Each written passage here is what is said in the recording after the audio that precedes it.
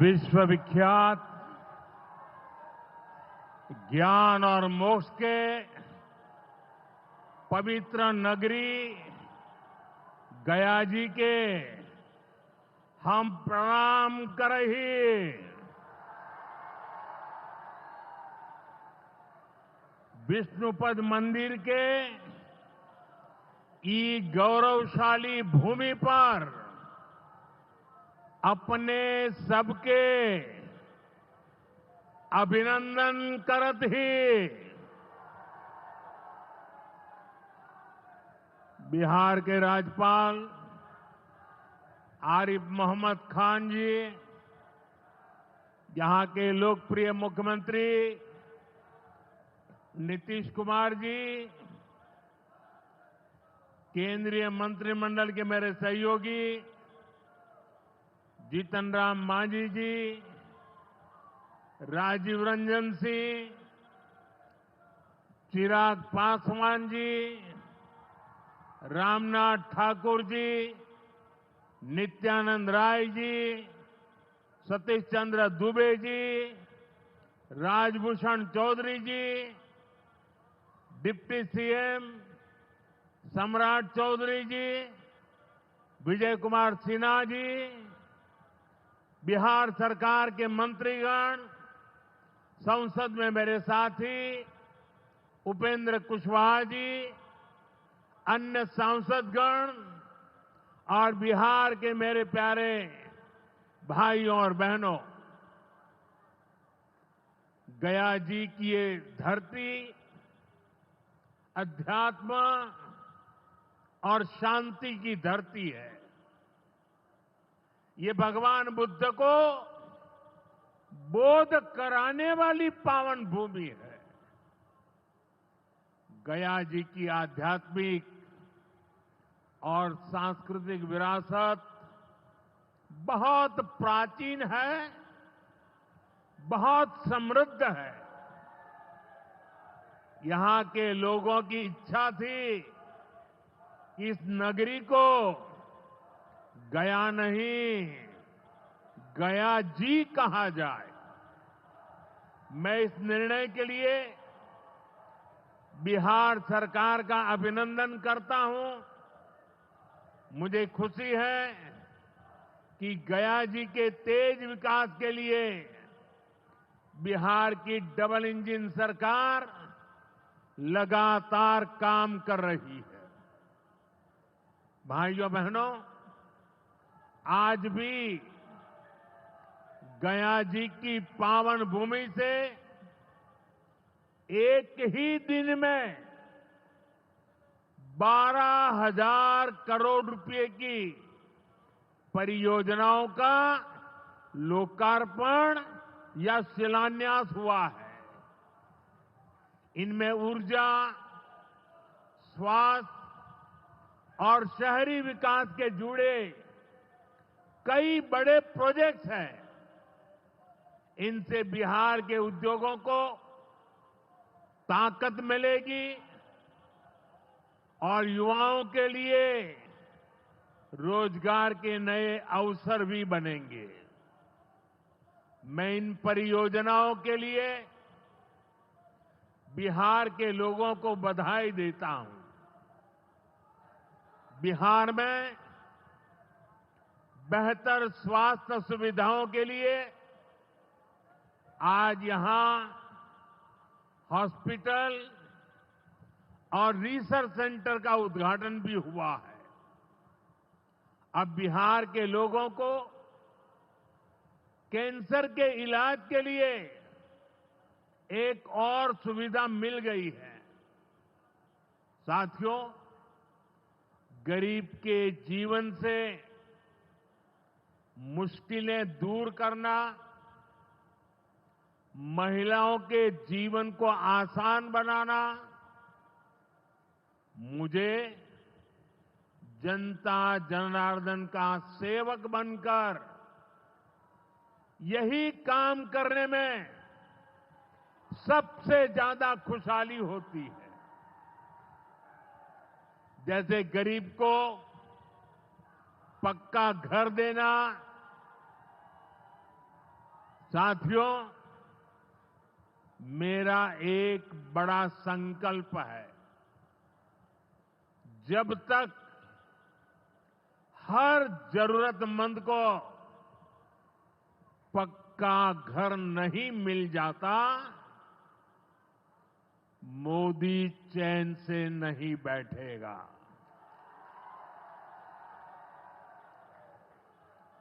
इसी सोच के साथ पिछले 11 साल में 4 करोड़ से अधिक गरीबों को पक्के घर बनाकर दे दिए गए। अकेले हमारे बिहार में 38 लाख से अधिक आवास बनाए गए। गया जिले में भी 2 लाख से अधिक परिवारों को अपना पक्का घर मिला है। और हमने सिर्फ घर यानी 4 दीवारें नहीं दी, बल्कि उन घरों के साथ गरीब को उसका स्वाभिमान दिया है। इन घरों में बिजली, पानी, शौचालय और गैस कनेक्शन की सुविधाएं दी हैं। यानी गरीब परिवारों की भी सुविधा, सुरक्षा और सम्मान से जीने की गारंटी मिली है। साथियों, आज इसी सिलसिले को आगे बढ़ाते हुए बिहार के मगध क्षेत्र के 16,000 से ज्यादा परिवारों को अपना पक्का घर दिया है। यानी इस बार इन परिवारों में दिवाली और छठ पूजा की रौनक और ज्यादा होगी।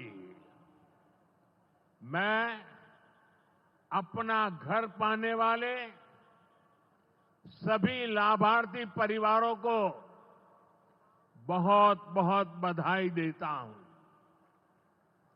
और जो लोग अब भी पीएम आवास योजना के लाभ से छूट गए हैं, मैं उन्हें विश्वास दिलाता हूं कि पीएम आवास का अभियान तब तक जारी रहेगा जब तक हर गरीब को अपना पक्का घर नहीं मिल जाता। साथियों, बिहार चंद्रगुप्त मौर्य और चाणक्य की धरती है।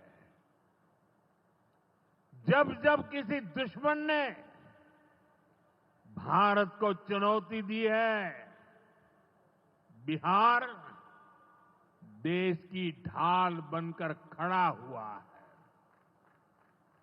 बिहार की धरती पर लिया हुआ और संकल्प, ये धरती की ताकत है। इस धरती पर लिया गया हर संकल्प कभी खाली नहीं जाता। और इसलिए तो भाइयों बहनों, जब कश्मीर के पहलगाम में आतंकी हमला हुआ था, हमारे निर्दोष नागरिकों को उनका धर्म पूछ करके मारा गया,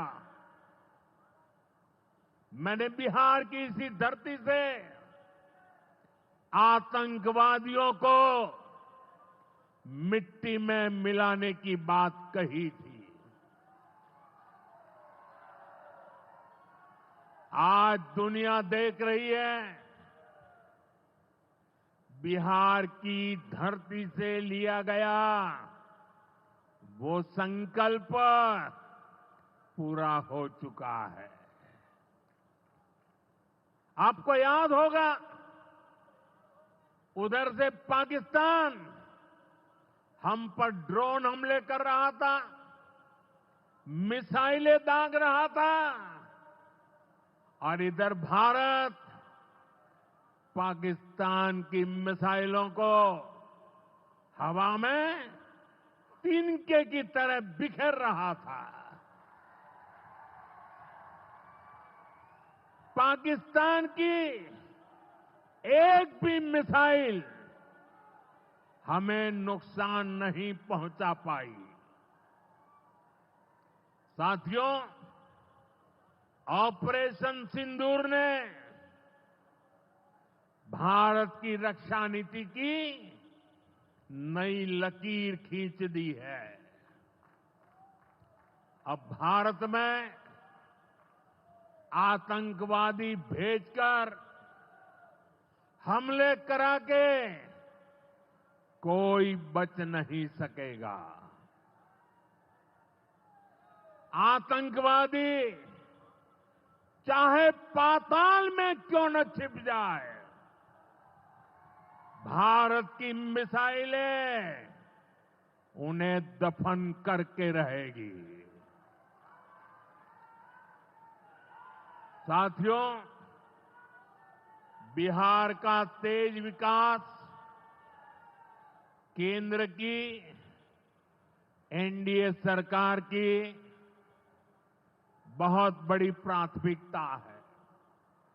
इसलिए आज बिहार चौतरफा विकास के रास्ते पर आगे बढ़ रहा है।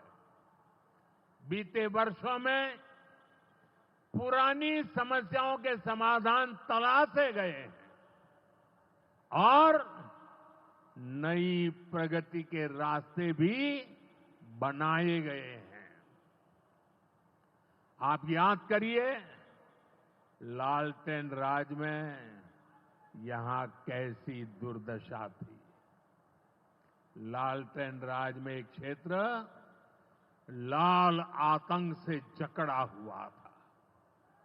माओवादियों की वजह से शाम के बाद कहीं आना जाना मुश्किल था।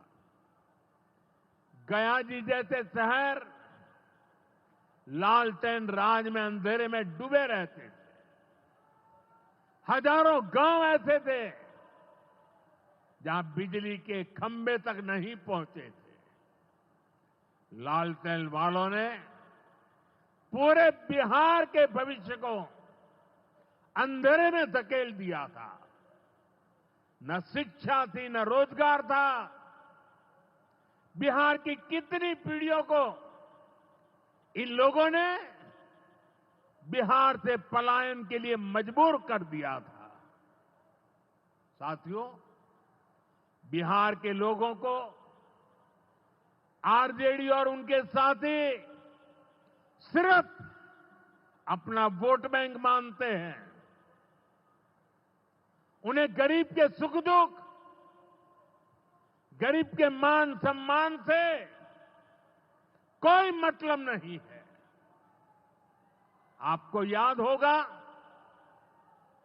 कांग्रेस के एक मुख्यमंत्री ने मंच से कह दिया था कि अपने राज्य में बिहार के लोगों को घुसने नहीं देंगे। बिहार के लोगों से कांग्रेस की इतनी नफरत, बिहार के लोगों के प्रति इतनी घृणा, और कोई भूल नहीं सकता। कांग्रेस का बिहार के लोगों के प्रति त्याग, जो दुर्व्यवहार देखने के बाद भी यहां आरजेडी वाले गहरी नींद में सोए पड़े थे। भाइयों बहनों, बिहार की एनडीए सरकार कांग्रेस और इंडी गठबंधन वालों के इस नफरती अभियान का जवाब दे रही है। बिहार के बेटे बेटी को यहीं पर रोजगार मिले, सम्मान की जिंदगी मिले, मां बाप की वो देखभाल कर सके, इसी सोच के साथ हम काम कर रहे हैं।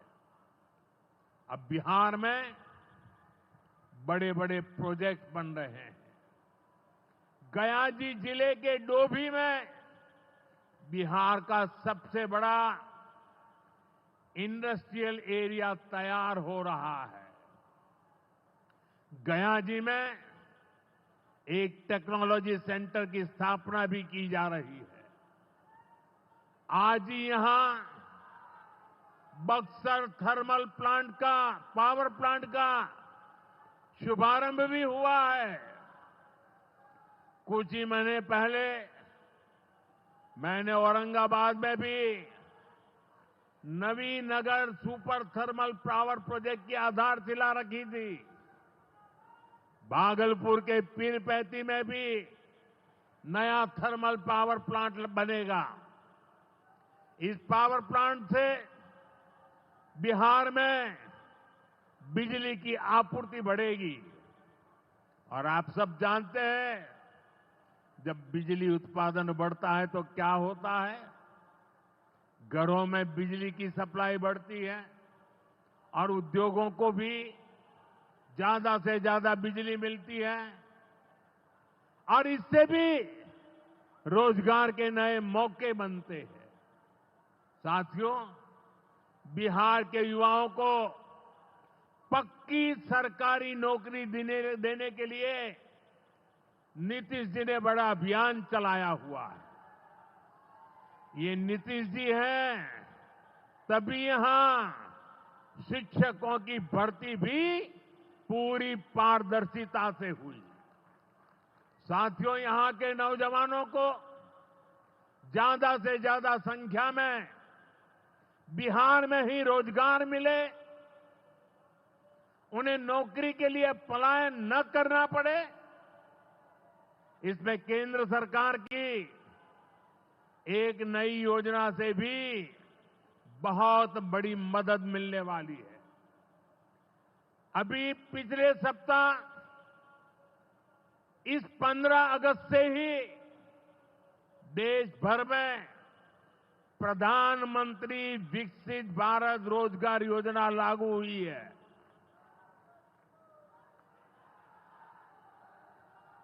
इसके तहत हमारे युवा जब निजी क्षेत्र में पहली नौकरी करेंगे तो केंद्र सरकार उन्हें अपने पास से 15,000 रुपये देगी।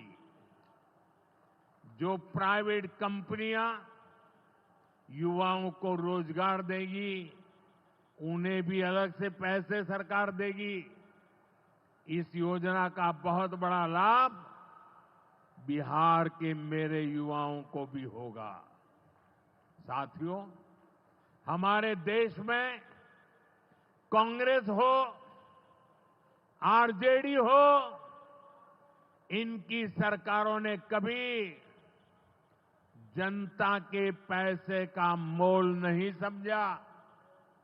इनके लिए जनता के पैसे का मतलब रहा है खुद की तिजोरी भरना। इसलिए कांग्रेस आरजेडी की सरकारों में सालों साल तक परियोजनाएं पूरी नहीं होती थी। कोई योजना जितनी लटकती थी उतना उसमें ये पैसे कमा लेते थे। अब इस गलत सोच को भी एनडीए सरकार ने बदल दिया है। अब शिलान्यास के बाद कोशिश होती है जल्द से जल्द समय सीमा में उस काम को पूरा करने के लिए सफल प्रयास किया जाए। आज का एक कार्यक्रम इसका भी एक शानदार उदाहरण है। ओंटा सिमरिया सेक्शन का शिलान्यास करने का सौभाग्य बिहार के लोगों ने मुझे दिया था। और आप लोगों की कृपा देखिए, आप लोगों का प्रेम देखिए कि जिस ब्रिज का शिलान्यास आपने मुझे करने के लिए कहा, आज इसका लोकार्पण करने का अवसर भी आपने मुझे दिया है। ये पुल सिर्फ सड़कों को नहीं, पूरे उत्तर और दक्षिण बिहार को जोड़ने का काम करेगा। जो भारी वाहन पहले गांधी सेतु से होकर 150 किलोमीटर का लंबा चक्कर काटते थे, अब सीधा रास्ता पाएंगे। इससे व्यापार तेज होगा, उद्योगों को ताकत मिलेगी और तीर्थयात्रियों का भी पहुंचना आसान होगा।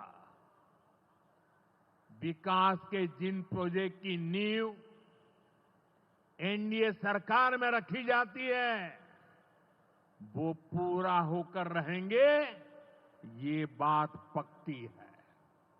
साथियों, एनडीए की डबल इंजन सरकार यहां रेलवे के विकास के लिए भी तेजी से काम कर रही है।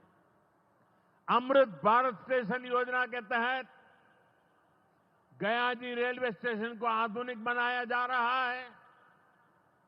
इससे गयाजी रेलवे स्टेशन पर यात्रियों को एयरपोर्ट जैसी सुविधाएं मिलेगी। आज गया वो शहर है जहां राजधानी, जनशताब्दी और made in India Vande Bharat ट्रेनों की सुविधा उपलब्ध है। गया जी, सासाराम, प्रयागराज, कानपुर होते हुए दिल्ली तक सीधा कनेक्शन बिहार के युवाओं को, यहां के किसानों को, यहां के व्यापारियों के लिए नई संभावनाएं बना रहा है। भाइयों और बहनों, आपके आशीर्वाद से, देश के अटूट भरोसे के कारण साल 2014 में प्रधानमंत्री के तौर पर शुरू हुआ मेरा सेवा काल, ये सेवा काल निरंतर जारी है। इतने वर्षों में हमारी सरकार पर भ्रष्टाचार का एक भी दाग नहीं लगा। जबकि आजादी के बाद कांग्रेस की सरकारें जो 60-65 साल तक सरकार में रही है, उनके भ्रष्टाचार की लंबी लिस्ट है। आरजेडी का भ्रष्टाचार तो बिहार का बच्चा बच्चा जानता है। मेरा साफ मानना है कि भ्रष्टाचार के विरुद्ध लड़ाई को अगर अंजाम तक पहुंचाना है तो कोई भी कार्रवाई के दायरे से बाहर नहीं होना चाहिए। आप सोचिए, आज कानून है कि अगर किसी छोटे सरकारी कर्मचारी को 50 घंटे तक हिरासत में रख दिया तो अपने आप वो सस्पेंड हो जाता है। ड्राइवर हो, छोटा क्लार्क हो, प्यून हो, उसकी जिंदगी हमेशा हमेशा के लिए तबाह हो जाती है। लेकिन अगर कोई मुख्यमंत्री है, कोई मंत्री है, कोई प्रधानमंत्री है, तो वो जेल में रह करके भी सत्ता का सुख पा सकता है। ये कैसे हो सकता है? हमने कुछ समय पहले ही देखा है कि कैसे जेल से ही फाइलों पर साइन किए जा रहे थे, जेल से ही सरकारी आदेश निकाले जा रहे थे। नेताओं का अगर यही रवैया रहेगा तो ऐसे भ्रष्टाचार के विरुद्ध लड़ाई कैसे लड़ी जा सकती है। साथियों, संविधान हर जनप्रतिनिधि से ईमानदारी और पारदर्शिता की उम्मीद करता है।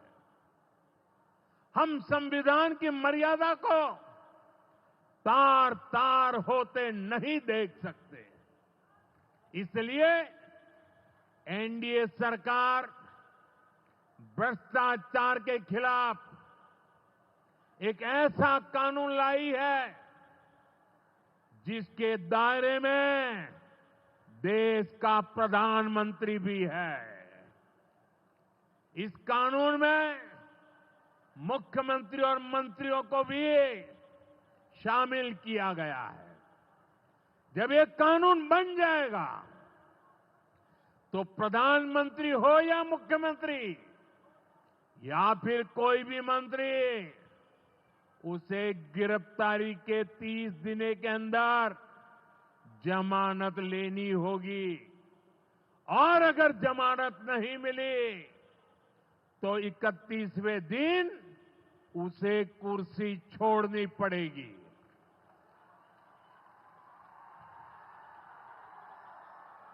आप कहिए भाइयों, जो जेल जाए उसने कुर्सी छोड़नी चाहिए कि नहीं छोड़नी चाहिए? क्या वो कुर्सी पर बैठे रह सकता है क्या? क्या वो सरकारी फाइलों पे साइन कर सकता है क्या? क्या जेल में से कोई सरकार चला सकता है क्या? और इसलिए ऐसा सख्त कानून बनाने की तरफ हम आगे बढ़ रहे हैं। लेकिन साथियों, ये आरजेडी वाले, ये कांग्रेस वाले, ये लेफ्ट वाले इस कानून का विरोध कर रहे हैं। ये बहुत गुस्से में है और कौन नहीं जानता उनको किस बात का डर है। जिसने पाप किया होता है वो अपने पाप को दूसरों से छुपाता है, लेकिन खुद को भीतर से जानता है कि क्या खेल खेला है। इन सब का भी यही हिसाब है। ये आरजेडी और कांग्रेस वाले कोई बेल पर बाहर है, कोई रेल के खेल में अदालत के चक्कर लगा रहा है, और जो जमानत पे बाहर घूम रहे हैं भी आज इस कानून का विरोध कर रहे हैं। इन्हें लगता है कि अगर जेल चले गए तो इनके सारे सपने चकनाचूर हो जाएंगे, और इसलिए सुबह शाम ये लोग मोदी को भांति भांति की गाली दे रहे हैं और इतने बौखलाए हुए हैं कि इस जनहित के कानून का विरोध कर रहे हैं। हमारे राजेंद्र बाबू, बाबा साहब आंबेडकर ने कभी सोचा भी नहीं था, कभी कल्पना भी नहीं की होगी कि सत्ता के भूखे लोग भ्रष्टाचार करेंगे और जेल जाने पर भी कुर्सी से चिपके रहेंगे। लेकिन अब भ्रष्टाचारी जेल भी जाएगा और उसकी कुर्सी भी जाएगी। भारत को भ्रष्टाचार से मुक्त होने का संकल्प देश के कोटि कोटि लोगों का है। ये संकल्प सिद्ध होकर रहेगा। साथियों, मैंने लाल किले से एक और खतरे की बात की है, और ये खतरा बिहार पर भी है, देश में घुसपैठियों की बढ़ती संख्या चिंता का विषय है। बिहार के सीमावर्ती जिलों में तेजी से डेमोग्राफी बदल रही है। इसलिए एनडीए सरकार ने तय किया है कि देश का भविष्य घुसपैठियों को नहीं तय करने देंगे। घुसपैठियों को बिहार के युवाओं के रोजगार नहीं छीनने देंगे। जिन सुविधाओं पर भारतीय लोगों का अधिकार है, उस पर घुसपैठियों को डाका नहीं डालने देंगे। इस खतरे से निपटने के लिए मैंने डेमोग्राफी मिशन शुरू करने की बात कही है। बहुत जल्द ये मिशन अपना काम शुरू करेगा। हम हर घुसपैठियों को देश से बाहर करके ही रहेंगे। आप मुझे बताइए, एक घुसपैठियों को निकालना चाहिए कि नहीं निकालना चाहिए? क्या ये घुसपैठिए आपका रोजगार छीनने आपको मंजूर है? एक घुसपैठिया आपकी जमीन पे कब्जा कर ले आपको मंजूर है? एक घुसपैठिया आपका हक छीन ले आपको मंजूर है? बिहार के आप सभी लोग देश के भीतर बैठे घुसपैठियों के समर्थकों से भी सावधान रहिए। जान जाइए कौन घुसपैठियों के साथ खड़ा है। कांग्रेस और आरजेडी जैसे दल बिहार के लोगों का हक छीनकर घुसपैठियों को देना चाहते हैं।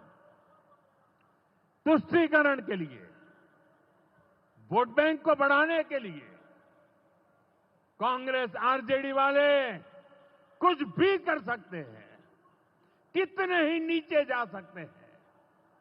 इसलिए बिहार के लोगों को बहुत सतर्क रहना है।